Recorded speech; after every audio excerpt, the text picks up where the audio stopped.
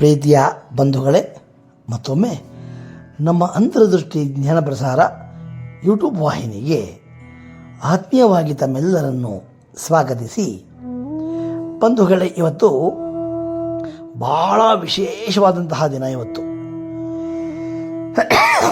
ಅದೇ ದೇವಶಯನಿ ಏಕಾದಶಿ ಅಥವಾ ಪ್ರಥಮ ಏಕಾದಶಿ ಅಂತ ಕರೆಯುವಂತಹ ಬಹಳ ವಿಶೇಷವಾದಂತಹ ದಿನ. ಇವತ್ತು ಇದೇನು ಅಂದರೆ, ಆಷಾಢ ಮಾಸದಲ್ಲಿ ಶುಕ್ಲ ಪಕ್ಷ ಏಕಾದಶಿ ಬರುತ್ತಲ್ಲ, ಅವತ್ತಿಂದ ಕಾರ್ತೀಕ ಮಾಸದ ಉತ್ಥಾನ ದ್ವಾದಶಿಯವರೆಗೂ ದೇವಾನ್ ದೇವತೆಗಳೆಲ್ಲರೂ ಯೋಗ ನಿದ್ರೆಗೆ ಜಾರ್ತಾರೆ. ಅಂದರೆ ಉತ್ತರಾಯಣದಲ್ಲಿ ದೇವಾನ್ ದೇವತೆಗಳಿಗೆಲ್ಲರಿಗೂ ಹಗಲಾಗಿರುತ್ತೆ, ದಕ್ಷಿಣಾಯಣದಲ್ಲಿ ರಾತ್ರಿ ಆಗಿರುತ್ತೆ. ಇದು ಮೇಲ್ನೋಟಕ್ಕೆ ಈಗಿನ ತರಲೆ ಪ್ರಶ್ನೆ ಕೇಳ್ಬೋದು, ಹಾಗಾದರೆ ಅವರ ಮಲ್ಕೊಂಬಿಟ್ಟಿರ್ತಾರೆ ಹೆಂಗೆ ಅಂತ ಕೇಳಿದಾಗ, ಅದಕ್ಕೆ ಯೋಗ ನಿದ್ದೆ ಅಂತ ಕರೀತಾರೆ. ಅವರು ಯೋಗ ನಿದ್ದೆಯಲ್ಲೂ ಕೂಡ ಅವರು ಜಗತ್ತನ್ನು ಪರಿಪಾಲನೆ ಮಾಡ್ತಾರೆ. ಆದರೆ ಕೆಲವು ನಿಯಮಗಳನ್ನು ನಾವು ಅನುಸಾರ ಮಾಡೋದು ಪದ್ಧತಿಯಲ್ಲಿ ಬಂದಿರುತ್ತೆ. ಅದಕ್ಕೆ ಹಲವಾರು ವೈಜ್ಞಾನಿಕ ಕಾರಣಗಳು ಕೂಡ ಇರ್ತವೆ. ಅದೆಲ್ಲ ನಾವು ಮುಂದೆ ನೋಡೋಣ. ಆದರೆ ಇವತ್ತು ಮಹಾವಿಷ್ಣು ತಾನು ಶೇಷಶಯನಾಗಿ ಸಮುದ್ರದಲ್ಲಿ ಪವಡಿಸುವಂತಹ ದಿನ ಇವತ್ತು. ಆದ್ದರಿಂದ ಇದನ್ನು ದೇವಶಯನಿ ಏಕಾದಶಿ, ಪ್ರಥಮ ಏಕಾದಶಿ ಅಂತ ಕೂಡ ಕರೀತಾರೆ. ಇದು ಪದ್ಮಪುರಾಣ ಅಂತಕ್ಕಂತಹ ಪುರಾಣದಲ್ಲಿ ಇದರ ಬಗ್ಗೆ ತುಂಬ ಚೆನ್ನಾಗಿ ಉಲ್ಲೇಖ ಮಾಡಿದ್ದಾರೆ. ಏನಪ್ಪ ಅಂದರೆ, ನಾರದ ಮಹರ್ಷಿಗಳು ಒಮ್ಮೆ ಬ್ರಹ್ಮನನ್ನು ಕುರಿತು ಕೇಳಿದ್ರಂತೆ. ದೇವಲೋಕದಲ್ಲಿ ಭೂಲೋಕದಲ್ಲಿ ಮುಂದೆ ಬಹಳ ತಂಟೆ ತರಲೆಗಳು ತಾಪತ್ರೆಗಳೆಲ್ಲ ಆಗ್ಬೋದು. ಒಂದು ವೇಳೆ ಏನಾದರೂ ಆದರೆ ಹಾಗೇನು ಮಾಡಬೇಕು ಅಂತ ಕೇಳಿದಾಗ ಮಹಾವಿಷ್ಣು ಬ್ರಹ್ಮ ಈ ದೇವಶಯನಿ ಏಕಾದಶಿಯ ಮಹತ್ವವನ್ನು ನಾರದರಿಗೆ ತಿಳಿಸಿದ ನಾರದ ಪುರಾಣದಲ್ಲೂ, ಆಮೇಲೆ ಪದ್ಮಪುರಾಣದಲ್ಲೂ ಕೂಡ ಇದರ ಬಗ್ಗೆ ಭಾಳ ಚೆನ್ನಾಗಿ ಉಲ್ಲೇಖ ಮಾಡಿದ್ದಾರೆ. ಏನಂದರೆ, ಇವತ್ತು ಬೆಳಗ್ಗೆ ಎದ್ದು ಶುಚಿರ್ಭೂತರಾಗಿ ವಿಷ್ಣು ದೇವಾಲಯಗಳಿಗೆ ಭೇಟಿಯನ್ನು ಕೊಟ್ಟು ಸಾಯಂಕಾಲವರೆಗೂ ಉಪವಾಸವನ್ನಿದ್ದು, ಆಮೇಲೆ ನಾಳೆ ಬೆಳಗ್ಗೆ 6:15 ದ್ವಾದಶಿ ಪ್ರಾರಂಭ ಆಗೋದ್ರಿಂದ ಆಗ ನಾವು ಊಟವನ್ನು ಮಾಡಿ ಈ ಒಂದು ವ್ರತವನ್ನು ಸಂಪೂರ್ಣ ಮಾಡಬಹುದು ಅಂತ ಒಂದು ಉಲ್ಲೇಖ ಇದೆ. ಬರುವಂಥ ಎಲ್ಲ ಏಕಾದಶಿಗಳಿಗಿಂತಲೂ ಇದನ್ನು ನಾವು ದೊಡ್ಡ ಏಕಾದಶಿ ಅಂತ ಕೂಡ ಕರಿತೀವಿ. ಇದು ಭಾಳ ವಿಶೇಷವಾದಂತಹ ದಿನ ಇವತ್ತು. ಇದಕ್ಕೊಂದು ಪುರಾಣದ ಕಥೆ ಏನು ಅಂತ ನೋಡಿದಾಗ, ಭಾಳ ಹಿಂದೆ ಮಾಂಧಾತ ಅಂತ ಒಬ್ಬ ರಾಜ. ಅವನು ಬಹಳ ಧರ್ಮಿಷ್ಠ, ನ್ಯಾಯವಂತ, ನಿಷ್ಠಾವಂತ ರಾಜ. ಅವನಲ್ಲಿ ಎಳ್ಳಷ್ಟು ಲೋಭದೋಷಗಳಿರಲಿಲ್ಲ. ಆದ್ದರಿಂದ ಅವನ ಕಾಲದಲ್ಲಿ ರಾಜ್ಯ ಬಹಳ ಶುಭೇಚ್ಛೆಯಿಂದ ಇರ್ತಾ ಇತ್ತು.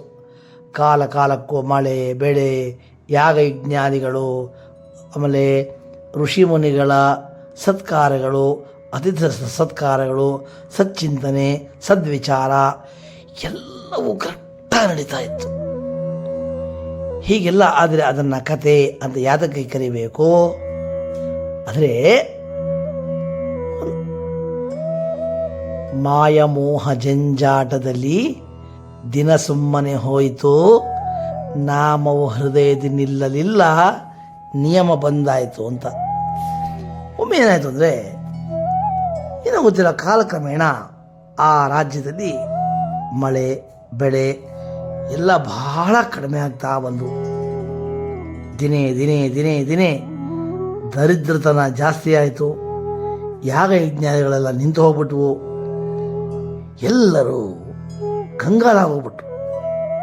ಯಾವ ಮಟ್ಟಕ್ಕೆ ಅಂದರೆ, ಬೇರೆ ಏನೂ ವಿಧಿ ಇಲ್ಲದೆ ಎಲ್ಲರೂ ರಾಜನ ಹತ್ರ ಹೋಗಿ ಪ್ರಾರ್ಥನೆ ಮಾಡಿದಂತೆ, ರಾಜನ್ ಯಾಕೋ ಹಿಂಗಾಗ್ಬಿಟ್ಟಿದೆ, ಏನು ಮಾಡೋದು ಅಂತ ಕೇಳಿದ್ರು.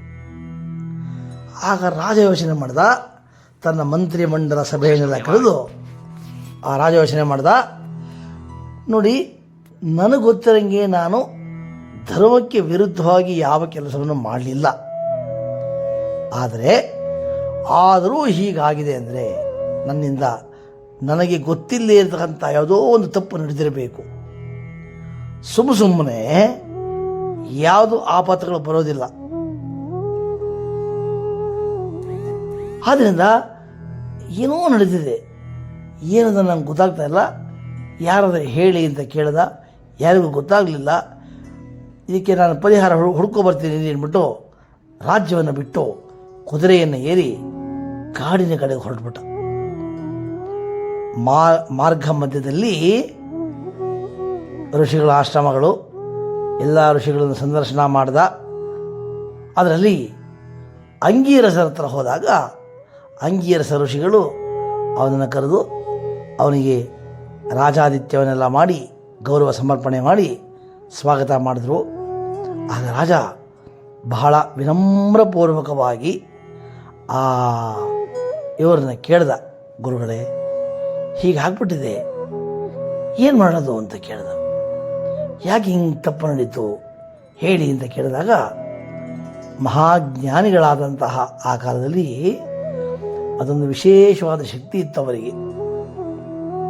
ಈಗ ದೇವರಿದ್ದಾನ, ದೇವರಲ್ಲಿ ಅಂತ ಕೇಳಿದಾಗ ನಮ್ಮ ಕಬೀರ್ ದಾಸರು ಬಹಳ ಚೆನ್ನಾಗಿ ಹೇಳ್ತಾರೆ.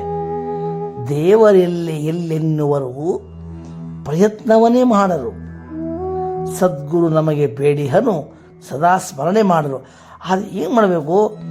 ಬೀಜದೊಳಗೆ ಇದೆ ಎಣ್ಣೆ, ಹಾಲಿನೊಳಗೆ ಇದೆ ಬೆಣ್ಣೆ, ನಿನ್ನಯ ದೇವ ನಿನ್ನೊಳಗಿಹನೈ ಕೈಲಾದರೆ ನೋಡೈ ಅಂತ ಹೇಳಿದ್ದಾರೆ. ಹೀಗಿರುವಾಗ ಅತ್ಯಂತ ವಿನಮ್ರಪೂರ್ವಕವಾಗಿ ಪ್ರಾರ್ಥನೆ ಮಾಡಿದಂತಹ ರಾಜನನ್ನು ಕುರಿತು ಅಂಗೀರಸ ಋಷಿಗಳು ಬಹಳ ಯೋಚನೆ ಮಾಡಿ ಹೇಳ್ತಾರೆ, ನೋಡು, ನಿನ್ನ ರಾಜ್ಯದಲ್ಲಿ ಯಾರೋ ಒಬ್ಬ ಶೂದ್ರ, ಇಲ್ಲಿ ಶೂದ್ರ ಅಂದಾಗ ಹಿಂದೆ ವರ್ಣಾಶ್ರಮ ಅಂತಿತ್ತು. ಚಾತುರ್ವರ್ಣಮಯ ಸೃಷ್ಟಿ ಅಂತ ಭಗವಂತ ಹೇಳಿದರೆ, ಆದರೆ ಆ ವರ್ಣಾಶ್ರಮದ ಉದ್ದೇಶಗಳೇ ಬೇರೆ ಬೇರೆ ಇತ್ತು. ಇವತ್ತು ದುರಾದೃಷ್ಟವಶಾತ್ ಅದು ಯಾರಿಗೂ ಗೊತ್ತಿಲ್ಲ. ನಮ್ಮ ಪುರುಷ ಸೂಕ್ತವನ್ನು ನೋಡಿದಾಗ ತುಂಬ ಚೆನ್ನಾಗಿ ಅದರ ಬಗ್ಗೆ ಎಷ್ಟು ಚೆನ್ನಾಗಿ ವಿವರಣೆ ಕೊಟ್ಟಿದ್ದಾರೆ ಅಂದರೆ, ಅದು ನೋಡಿದಾಗ ಜಾತಿಗೂ ಅದಕ್ಕೂ ಸಂಬಂಧ ಇಲ್ಲ, ಆದರೆ ಅದರ ವಿಷಯ ನಮಗೆ ಗೊತ್ತಿಲ್ಲ ಅಷ್ಟೇ. ಬ್ರಾಹ್ಮಣ ಪ್ರತಿದಿನ ನಾವೆಲ್ಲರೂ 4 ವರ್ಣಗಳಿಗೂ ಸೇರೋರು ಆಗ್ತೀವಿ ಆ್ಯಕ್ಚುಲಿ ನಾವು. ಈ ಸತ್ಯ ಗೊತ್ತಿಲ್ಲ ಯಾರಿಗೂ. ಆದರೆ ಪುರುಷ ಸೂಕ್ತವನ್ನು ಯಾರು ಹೇಳ್ತಾರೋ ಅವ್ರಿಗೆ ಅರ್ಥ ಗೊತ್ತಿದ್ರೆ ಬಹಳ ಮಜಾ ಇರುತ್ತೆ. ಅಲ್ಲಿ ಹೇಳ್ತಾರೆ, ಬ್ರಾಹ್ಮಣೋಸ್ಯ ಮುಖಮಾಸೀತ್. ಬೆಳಗ್ಗೆ ಹೇಳ್ತೀಯ, ನೀನು ಭಗವಂತನ ಧ್ಯಾನ ಪೂಜೆ ಪ್ರಾರ್ಥನೆ ಇತ್ಯಾದಿ ಮಾಡ್ತೀಯ, ಆಗ ನೀನು ಬ್ರಾಹ್ಮಣ. ಬಾಹು ರಾಜನ್ಯಃ ಕೃತಃ. ಆಮೇಲೆ ಹೋಗ್ತೀಯ, ಎಲ್ಲೋ ಏನೋ ವ್ಯವಹಾರ ಮಾಡ್ತೀಯ, ಏನೋ ಇದು ಮಾಡ್ತೀಯ, ಅಲ್ಲಿ ಸ್ವಲ್ಪ ನಿನ್ನ ಕೆಲಸ ಕಾರ್ಯಗಳನ್ನು ನೀನೇ ಮಾಡ್ತೀಯ, ಆಗ ನೀವು ರಾಜನಾಗಿದ್ದೆ, ಅದು ಕ್ಷತ್ರಿಯನಾಗಿದ್ದೆ. ಓರೋ ತದಸ್ಯ ಯದ್ವೈಶ್ಯ. ಹೋದೆ, ತರಕಾರಿ ತೊಗೊಬಂದೆ, ಹಾಲು ತೊಗೊಬಂದೆ, ಹಾಲು ಮಾರಿದೆ, ಇನ್ನೊಂದೇನೋ ಮಾಡಿದೆ, ಯಾರಿಗೂ ಕೆಲಸ ಹಿಡಿದೆ, ಕೆಲಸ ಮಾಡಿದೆ, ಏನೋ ಮಾಡಿದೆ, ವ್ಯವಹಾರ ಮಾಡಿಕೊಂಡೆ, ವೈಶ್ಯ. ಪದ್ಭ್ಯಾಂ ಶೂದ್ರೋ ಅಜಾಯತ. ಈ ಶೂದ್ರ ಅನ್ನೋ ಬದುಕಿ ತುಂಬ ಜನ ಭಾಳ ಕೆಟ್ಟದಾಗಿ ಮಾತಾಡಿದ್ದಾರೆ. ಅದು ದಲಿತರು ಫಲಿತರು ಈ ಪಾಪ ಅವ್ರ ಬಗ್ಗೆ ಅಲ್ಲ. ಶೂದ್ರ ಅಂದರೆ ಅರ್ಥ ಏನು ಹೇಳಿ? ಶುಚಿದ್ರವ ಇತಿ ಶೂದ್ರ. ಯಾರು ಶುಚಿನಗಳು, ಹಾಗಾದರೆ ನಮ್ಮ ಮನಸ್ಸನ್ನು ನಮ್ಮ ದೇಹವನ್ನು ನಾವು ಶುಚಿಗೊಳಿಸ್ಕೊಳ್ಳೋದಿಲ್ವೋ, ಆಗ ನಾವು ಶೂದ್ರರಾಗಲ್ವ? ಹಂಗಾರೆ ಬ್ರಾಹ್ಮಣ ಅಂದರೆ ಅರ್ಥ ಏನು? ಯಾರು ಜನರ ಹಾಕೊಂಡಿರ್ತಾನೆ ಬ್ರಾಹ್ಮಣ ಅಲ್ಲ, ಹಂಗಲ್ಲ. ಅದು ಯಾವನು ಬ್ರಹ್ಮಜ್ಞಾನವನ್ನು ಪಡಿತಾನೋ, ಬ್ರಹ್ಮಕೃತ್ ಬ್ರಹ್ಮಿ ಬ್ರಹ್ಮ ವಿವರ್ಧನ ಬ್ರಹ್ಮವಿದ್ ಬ್ರಾಹ್ಮಣೋ ಬ್ರಹ್ಮಿ ಬ್ರಹ್ಮಜ್ಞೋ ಬ್ರಾಹ್ಮಣ ಪ್ರಿಯ ಅಂತ. ಜ್ಞಾನಾರ್ಜನೆಯನ್ನು ಯಾರು ಮಾಡ್ತಾರೆ ಅವರು ಬ್ರಾಹ್ಮಣತ್ವ. ಇಲ್ಲಿ ಅದೇನೇ ಇರಲಿ, ಆದರೆ ಆ ಕಾಲದಲ್ಲಿ ಕಾರಣ ಅಂತ ಒಂದೊಂದು ವ್ಯವಸ್ಥೆ ಅಂತಿರುತ್ತೆ. ಅದು ಕೃತಯುಗ ಆಗಿತ್ತು. ಹಾಗಾಗಿ 4 ಧರ್ಮಗಳು ಕೂಡ ಸರಿಯಾಗಿ ನಿಂತಿದ್ವಂತೆ 4 ಕಾಲದಲ್ಲಿ. ಆದರೆ ಒಬ್ಬ ಶೂದ್ರನಾದವನೇನು ಮಾಡ್ದ, ತಪಸ್ಸಿಗೆ ಕೂತ್ಕೊಂಡ್ಬಿಟ್ಟ. ಅದು ಅವನ ಕೆಲಸ ಆಗಿರಲಿಲ್ಲ. ಇದು ಹೆಂಗಾಯ್ತು ಅಂದರೆ, ಒಬ್ಬ ಡಾಕ್ಟ್ರ್ ಹೋಗಿ ಮಕ್ಕಳಿಗೆ ಪಾಠ ಮಾಡ್ದಂಗೆ ಆಯ್ತು. ಹಾಗಾಗಿ ಡಾಕ್ಟ್ರ್ ಮಕ್ಕಳಿಗೆ ಪಾಠ ಮಾಡಲ್ವಾ? ಅಲ್ಲ, ಮೇಷ್ಟ್ರೇ ಪಾಠ ಮಾಡಬೇಕು, ಡಾಕ್ಟ್ರೇ ಔಷಧಿ ಕೊಡಬೇಕು. ಯಾಕೆ? ಅವ್ರಿಗೆ ಎಷ್ಟೇ ಚೆನ್ನಾಗಿ ಪಾಠ ಮಾಡೋದು ಗೊತ್ತಿದ್ರು ಕೂಡ ಆ ಫೀಲ್ಡ್ ಅವ್ರ ಟ್ರೈನಿಂಗ್ ಆಗಿಲ್ಲ ಅಂದರೆ ಮಕ್ಕಳಿಗೆ ಗೆಲ್ಲಕ್ಕಾಗಲ್ಲ. ಮಾಡೋಕ್ಕಾಗಲ್ಲ, ಅದು ಮಾಡಬಹುದು, ಪ್ರಯತ್ನ ಬೇಕಾಗ್ತದೆ ಅಷ್ಟೇ. ಇಲ್ಲಿ ಆ ಕಾಲದಲ್ಲಿ ಏನು ಮಾಡಿದ್ರು ಅಂದರೆ, ಅದಕ್ಕೋಸ್ಕರ ಹಿಂದಿಂದವರಿಂದ ಕೆಲಸ ಮಾಡಬೇಕು ಅಂತ ಭಾಳ ಸ್ಪಷ್ಟವಾಗಿ ಉಲ್ಲೇಖ ಮಾಡಿದರು. ಇವತ್ತು ನಮ್ಮಲ್ಲಿ ಹದಗೆಟ್ಟು ಕಾಲ ಕೆಡದರೆ ಕಾರಣ ಏನು ಅಂದರೆ, ಯಾರೇನು ಮಾಡಬಾರ್ದು ಅವರು ಅದನ್ನು ಮಾಡೋಕ್ಕೆ ಹೋಗ್ತಾರೆ. ಹಂಗಾಗಿ ಹಿಂಗಿರಾಗ್ತಾ ಇರೋದು. ಪ್ರತಿಯೊಂದು ಕೆಲಸಕ್ಕೂ ಯೋಗ್ಯತೆ ಬೇಕಾಗ್ತದೆ. ಯಾರ್ಯಾರು ಯಾವ ಕೆಲಸವನ್ನು ಮಾಡಬೇಕೋ ಅವರು ಆ ಕೆಲಸವನ್ನು ಮಾಡಿದ್ರೆ ಚಂದ. ಹಾಗಾಗಿ ಒಬ್ಬ ಅವನು ತಪಸ್ಸು ಕೂತಿದ್ದಾನಪ್ಪ, ಅವನು ಆ ಕೆಲಸ ಅಲ್ಲ, ಅವನಿಗೇನು ಬೇರೆ ಕೆಲಸ ಇದೆ. ಆ ಕೆಲಸದಲ್ಲಿ ಶ್ರದ್ಧೆಯನ್ನು ಇಟ್ಟು ಮಾಡೋಕ್ಕೆ ಹೇಳು, ಇಲ್ಲ ನೀನು ಅವನ ಸಮ್ಮಾನ ಮಾಡಿಬಿಡು, ಆಗ ನಿಂಗೆ ಸರಿ ಹೋಗುತ್ತೆ. ಸಮ್ಮಾನ ಹೆಂಗಾರ ಮಾಡಿ, ನೀನು ದೈಹಿಕವಾಗಿ ಹತ್ಯೆ ಮಾಡು, ಇಲ್ಲ ಮಾನಸಿಕವಾಗಿ ಅವನ ಮನಸ್ಸನ್ನು ಪರಿವರ್ತನೆ ಮಾಡಿ ಅವನನ್ನು ಅವನ ಕೆಲಸದಲ್ಲಿ ಮಗ್ನನಾಗುವಂತೆ ಮಾಡು. ಒಟ್ಟಿನಲ್ಲಿ ಅವನು ತಪಸ್ಸನ್ನು ಮಾಡಬಾರ್ದು, ಅವನ ಕೆಲಸ ಅಲ್ಲ ಅದು ಅಂತ ಹೇಳಿದ್ರು. ಆಗ ಮಾಂಧಾತ ಹೇಳ್ದ, ಗುರುಗಳೇ, ಈ ಕೆಲಸ ನಾನು ಮಾಡಲ್ಲ. ಯಾಕೆಂದರೆ ಅದೆಲ್ಲ ಅವರವರ ವೈಯಕ್ತಿಕ ವಿಚಾರ. ನೋಡಿ, ಕೆಲವೊಮ್ಮೆ ನಾವು ಮಾಡಲೇಬೇಕಾಗತ್ತೆ. ಈಗ ಯಾರೋ ಒಬ್ಬ ಕಳ್ಳ ಇದ್ದ ಅಂತ ಅಂದ್ಕೊಳ್ಳಿ, ಅವನನ್ನು ನಾವು ದಂಡಿಸ್ತಾ ಹೋದ, ಅವನು ಕೆಲಸ ಮಾಡ್ತಾನೆ ಇರ್ತಾನೆ. ತಪ್ಪು ಅಂತ ಹೇಳೋದಲ್ಲಿ ಯಾವುದು, ಸ್ವಾಮಿ ಪುರುಷೋತ್ತಮಾನಂದರು ಅದನ್ನು ಭಾಳ ಜನ ಹೇಳೋರು. ತಪ್ಪು ಮಾಡುವುದು ತಪ್ಪಲ್ಲ, ತಪ್ಪನ್ನು ತಿದ್ದಿಕೊಳ್ಳದಿರುವುದು ತಪ್ಪು, ಮಹಾ ತಪ್ಪು ಅಂತ ಹೇಳೋರು ಅವರು. ಹಾಗಾಗಿ ಕೆಲವೊಮ್ಮೆ ನಾವು ತಪ್ಪನ್ನು ಹೇಳಬೇಕಾಗತ್ತದೆ. ಇಲ್ಲಿ ಮಾಂಧಾತ ಹೇಳ್ದ, ನೋಡಿ, ನಾನು ಅದನ್ನು ಹೇಳಲ್ಲ, ಅವನ ಹತ್ಯೆ ಕೂಡ ನಾನು ಮಾಡೋದಿಲ್ಲ, ಇದಕ್ಕೆ ಬೇರೆ ಏನಾದರೂ ಒಂದು ಪರ್ಯಾಯ ಮಾರ್ಗ ಕೊಡಿ ಅಂತ ಕೇಳಿದ. ಆಗ ಅವ್ರು ಹೇಳಿದ್ರು, ರಾಜನ್, ನಿನ್ನಲ್ಲಿ ಕಲ್ಮಶ ಇದೆಯಾ ಅದನ್ನು ನೋಡೋಕ್ಕೆ ಪ್ರಶ್ನೆ ಕೇಳಿದೆ. ಸರಿ ಇದೆ ನೀನು ಹೇಳಿದ್ದು. ಸ್ವಲ್ಪ ಕೂಡ ಆವೇಶಕ್ಕೆ ಒಳಗಾಗದೆ ಬೇರೆಯವರಾಗಿದ್ದರೆ, ಹೌದಾ, ಈಗಲೇ ಅವನು ಇಲ್ಲ ಅನ್ಸ್ಬಿಡ್ತೀನಿ, ಹುಟ್ಟಿಲ್ಲ ಅನ್ಸ್ಬಿಡ್ತೀನಿ, ನಾನು ಕಡಿದು ಬಿಡ್ತೀನಿ, ಒಡೆದು ಬಿಡ್ತೀನಿ ಅಂತ ಹೋಗ್ಬಿಡೋರು. ಆದರೆ ಮಾಂಧಾತ ಬಹಳ ಬುದ್ಧಿವಂತನಾದ್ದರಿಂದ ಅಂಗೀರಸರು ಹೇಳ್ತಾರೆ, ನೋಡು ರಾಜನ್, ಅವರವರ ಕರ್ಮವನ್ನು ಅವರೇ ಮುಂದೆ ಉಣ್ತಾರೆ, ಯೋಚನೆ ಮಾಡಬೇಡ. ಸರಿ ನೀನು ಮಾಡಿದ್ದು, ನಾನು ಎಲ್ಲಿ ನೀನು ದಾರಿ ತಪ್ತೀಯೋ ಅಂತ ಅಂದ್ಕೊಂಡೆ, ಪರವಾಗಿಲ್ಲ, ನಿನ್ನ ಮನಸ್ಸು ನಿನ್ನ ಕಂಟ್ರೋಲಲ್ಲಿದೆ. ಮನ ಅಂತರ್ಮುಖಿಯಾದರೆ ಜ್ಯೋತಿಯು ಹೊಂಬುವುದು, ಗುರು ಶಿಷ್ಯರು ಒಂದಾಗಿ ನಲಿವರು, ಅದು ವಸಂತ ಇಲ್ಲದೇ ಆಗಿದ್ದು. ಅವರ ಮನಸ್ಸು ಒಂದು ಚೂರು ವಿಚಲಿತವಾಗದಂಗೆ ತಾಳ್ಮೆಯಿಂದ ವ್ಯವಹಾರ ಮಾಡಿದಂತಹ ಮಾಂಧಾತರಿಗೆ ಅವ್ರು ಹೇಳ್ತಾರೆ, ಒಂದು ಕೆಲಸ ಮಾಡು,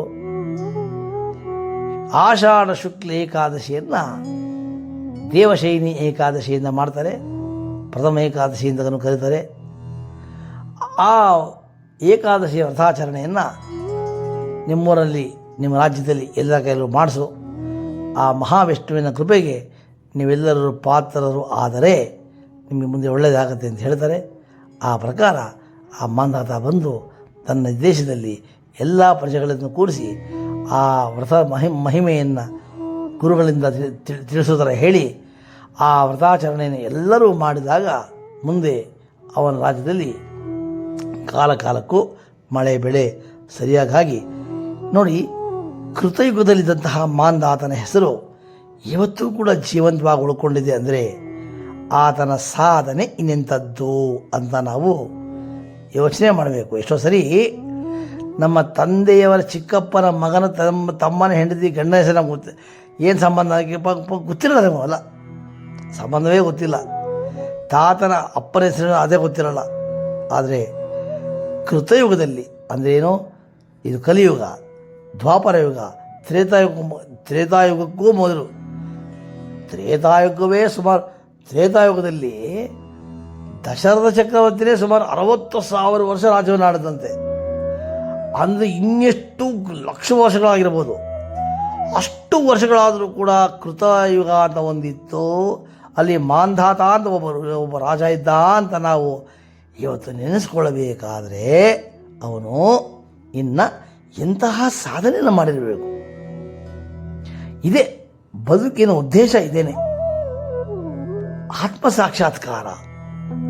ಇದೇ ಬದುಕಿನ ಭಾವನೆಯನ್ನು ನೀಗಿಸಿ ಹೆಚ್ಚೆ ಗುರುತನ್ನು ಮೂಡಿಸಬೇಕು. ಇದೇ ನಮ್ಮ ಜೀವನದ ಪರಮ ಉದ್ದೇಶ ಆಗಿರಬೇಕು.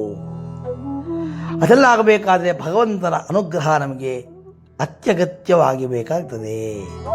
ಅದರಿಂದ ನಾವು ಇವತ್ತು ವಿಶೇಷವಾಗಿ ಶನಿವಾರ ಬಂದಿದೆ.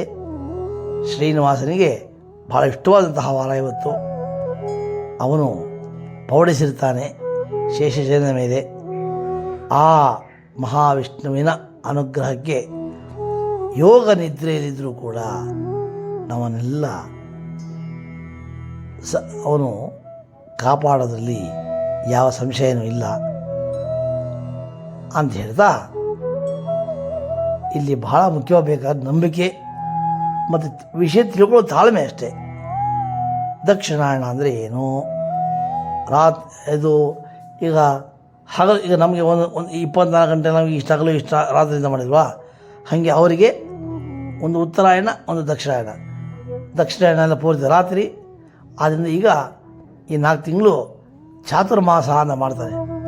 ಈ ಚಾತುರ್ಮಾಸದ ಪರಿಕಲ್ಪನೆ ಈಗ ತುಂಬ ಜನಕ್ಕೆ ಇಲ್ಲ. ಈಗ ಆ ಚಾತುರ್ಮಾಸದ ಬಗ್ಗೆ ಇನ್ನೊಂದು ಸರಿ ಮಾತಾಡ್ತೀನಿ ನಾನು.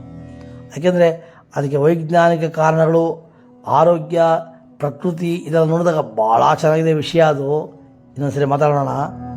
ಆದರೆ ಇವತ್ತಿಂದ ಎಲ್ಲರೂ ಚಾತುರ್ಮಾಸಕ್ಕೆ ಕೂತ್ಕೊಳ್ತಾರೆ. ಈಗ ಈ ಆಷಾಢ ಮಾಸದಲ್ಲಿ ಯಾರು ದಾನ ಧರ್ಮಗಳನ್ನು, ಗುರು ಹಿರಿಯರಿಗೆ ನಮಸ್ಕಾರಗಳನ್ನು ಮಾಡಿ ಎಲ್ಲರೂ ತಮ್ಮ ತಮ್ಮ ಕಾರ್ಯಗಳಲ್ಲಿ ಅತ್ಯಂತ ಶ್ರದ್ಧಾಪೂರ್ವಕವಾಗಿ ಹಿರಿಯರಿಗೆ ನೀವು ಶರಣಾಗತರಾದಾಗ ಅವರ ಅನುಗ್ರಹ ನಿಮ್ಮೆಲ್ಲರ ಮೇಲೆ ಇರುತ್ತೆ ಅಂತ ಹೇಳ್ತಾ, ಅವರ ಕೃಪಾಶೀರ್ವಾದ ನಿಮ್ಮೆಲ್ಲರಿಗೂ ಸಿಗಲಿ. ಇವತ್ತು ಆ ಏಕಾದಶಿಯ ವ್ರತವನ್ನು ಮಾಡೋಣ. ಸಾಧ್ಯವಾದರೆ ಉಪವಾಸ ಇದ್ದು ನಾಳೆ ಬೆಳಗ್ಗೆವರೆಗೂ ಏನು ತಗೊಳ್ದಂಗೆ ಮಾಡುವಂಥ ಪ್ರಯತ್ನ ಮಾಡಿ. ಆದರೆ ಗೊತ್ತಿರಬೇಕು, ಅದೇ ದಾಸ ನೆನೆಸ್ಕೊಳ್ಳಿ. ಅಂಥ ಗುಣ ಇದ್ರೆ ಮಾಡೋಕ್ಕೆ ಹೋಗಬೇಡಿ. ಕುಟಿಲವ ಬಿಡದಿಹ ಮನುಜರು ಮಂತ್ರವ ಪಠನೆಯ ಮಾಡಿದರೇನು ಫಲ, ಸಟೆಯನ್ನಾಡುವ ಮನುಜರು ಸಂತಸ ನಟನೆಯ ಮಾಡಿದರೇನು ಫಲ. ಮಾಡಬೇಡಿ. ಕಪಟತನದಲ್ಲಿ ಕಾಡುದ ಜನರನ್ನು ಉಪವಾಸ ಮಾಡಿದರೇನು ಫಲ, ಕುಪಿತತನವನ್ನು ಬಿಡದೆ ನಿರಂತರ ಜಪವನ್ನು ಮಾಡಿದರೇನು ಫಲ. ಮಾತಾಪಿತರನ್ನು ಬಳಸಿದಾತನು ಯಾತ್ರೆಯ ಮಾಡಿದರೇನು ಫಲ, ಘಾತಕತನವನ್ನು ಬಿಡದೆ ನಿರಂತರ ಗೀತೆಯನ್ನು ಓದಿದರೇನು ಫಲ. ಹೀನ ಗುಣಗಳ ಇಂಗದಿ ಗಂಗೆಯ ಸ್ನಾನವ ಮಾಡಿದರೇನು ಫಲ, ಶ್ರೀನಿಧಿ ಪುರಂದರ ವಿಠಲನ ನೆನೆಯದೆ ಮೌನವ ಮಾಡಿದರೆ ಫಲ. ಈ ಸಾಹಿತ್ಯವನ್ನು ಅರ್ಥ ಮಾಡಿಕೊಂಡು ಈ ಗುಣಗಳೆಲ್ಲ ಇದ್ದಲ್ಲಿ ಈ ವ್ರತಾಚರಣೆ ಮಾಡಿ ಸುಮ್ಮನೆ ಒಳಗೊಳಗೆ ಜಪಿಸುವುದನ್ನು ಬಿಟ್ಟು ತೋರಾಣಿಕೆ ಏಕೆ, ಜಗದ ಕಣ್ಣಿಗೆ ಮೊನ್ನೆರಚಿ ನೀನು ಪಡೆಯುವುದೇನೋ ಅಂತ ಮಾತಿಗೆ ಮರಳಾಗ್ದಂಗೆ ನಾವು ಭಗವಂತನಿಗೆ ಶರಣಾದರೆ ಮಾತ್ರ ಇದು ಮಾಡೋಣ ಅಂತ ಪ್ರಾರ್ಥನೆ ಮಾಡ್ತಾ ಈ ಸಂಚಿಕೆ ಮುಗಿಸ್ತೀನಿ. ನಮಸ್ಕಾರ.